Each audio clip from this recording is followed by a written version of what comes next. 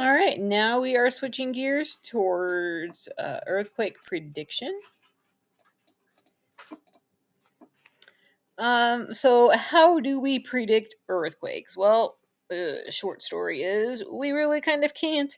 It is not like trying to predict tornadoes or snow events. We can tell that, like, hey, something might be coming pretty soon, almost kind of like you can with a volcano. But really, in geologic time, since we're looking at like thousands and millions of years, when a geologist says it could happen anytime soon, that doesn't necessarily even mean it will happen in your lifetime. It could happen in 100, 200, 500 years, would still be soon on that geologic record. So it's very, very tricky, I guess. But what we can do is we can look for precursor phenomena. Um, and let's see. We look at the timing of past earthquakes. We look at the motions of earthquakes on a fault line, like I was talking about the San Andreas, how some is moving, some parts of it are moving, others aren't. Um, they're trying to get early warning so that once an earthquake is detected, since it does take time for the seismic waves to reach a certain point, to try to let people know, hey, it's coming. But that's only going to be like a minute or two of warning. It's not going to be like, hey, it's coming this afternoon. It already had happened. Like, you need to duck and cover right now. Um,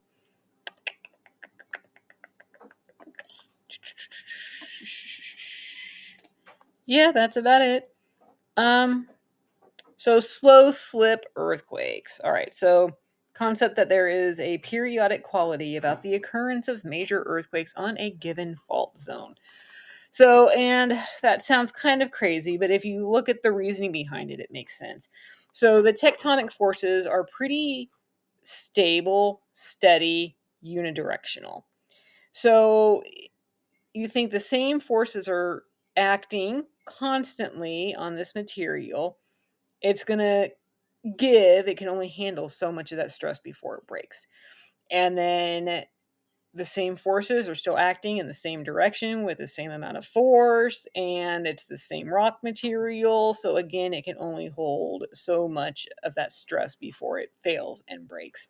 So that's the concept behind the timing here, this earthquake cycle, where they can say, like, hey, like, this fault usually goes off. That's not how you would say it, but that there's usually an earthquake along this fault, at these kind of intervals. And so, assuming everything's going to be the same, which it likely will, although, again, it could change. Is there a chance that one of these tectonic forces strengthened or weakened or did change direction? Yes, but again, we're looking at geologic time, so these changes would be very, very slow. Um, and so, if you can say, hey, this seems to go off every, you know, 5,000 years and it hasn't had an earthquake in the last 5,000 years, maybe it's due for one. The only thing really is that it always comes in like a range. So it's not like every 5,000 years. It's like, oh, it happens every 4,000 to 6,000 years. And so there's that, geologic time scale uncertainty compared to our lifespans. Um, Seismic gaps. This is what I was talking about with the San Andreas, where if you have sections of the fault that are moving and one section that's not moving, it does just kind of logically make sense that that section that's not moving is stuck and will eventually give, probably sooner than later. How soon is soon? We really don't know. Um, But let's say you do have an early warning and response. Let's say an earthquake happens, New Madrid fault, and it takes so long to get to Kentucky. By the time those waves are felt in Kentucky, we could have warning, and you can do these things and make a difference and save lives.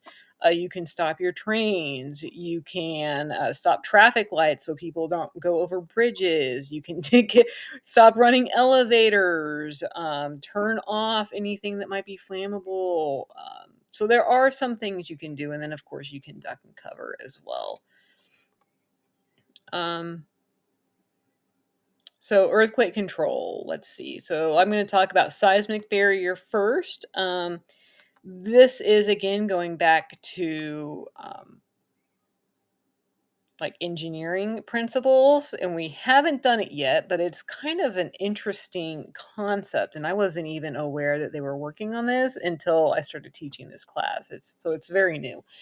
But they're just trying to come up with ways to dampen or like deflect the seismic wave energy, which is really cool if they could do that, to just pretty much make it bounce away from cities or structures.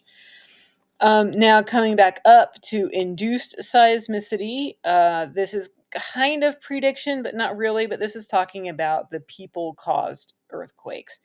And this has happened either from taking fluid out or from putting fluid in to the earth. So with all of our water withdrawal, drinking groundwater resources, we can have small earthquakes associated with that as the grains and things kind of settle back down, get small tremors. And you can get more than small tremors with the fluid injection. And this is very, very common in Oklahoma City. It's like the textbook example, although I think it's happened in like Colorado and other places too. But this is associated with fracking, with the oil and gas, where you put a bunch of fluid and things into the subsurface to try to crack open the rock so you can get the hydrocarbons to come out of it. And with that, all those shifts, you're in the subsurface, you're actually getting some minor earthquakes associated with that as well. It doesn't have to be fracking, it could also be like a waste disposal, like these deep well injections that they're doing. Those can cause these minor earthquakes as well. So here's a correlation between waste disposal and the frequency of earthquakes. So here we have the earthquake frequency and the waste fluid injected. And so here you can see that there is a correlation. Let's see, where does this say? This is in Denver. So there is a correlation here. And then here we have the chance of damage from an induced earthquake versus the chance of damage from a natural earthquake. So countrywide, you can see California is at a very high risk for natural earthquakes. However, Oklahoma and then this New Madrid fault are at a higher chance for induced earthquakes.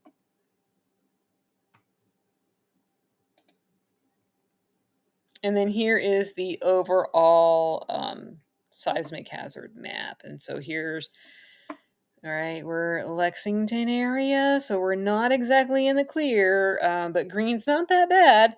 So the New Madrid fault, I don't know the name of this fault, the one we talked about, the Charleston earthquake that happened. These are all kind of surprising because we're not on an active continental plate boundary right here.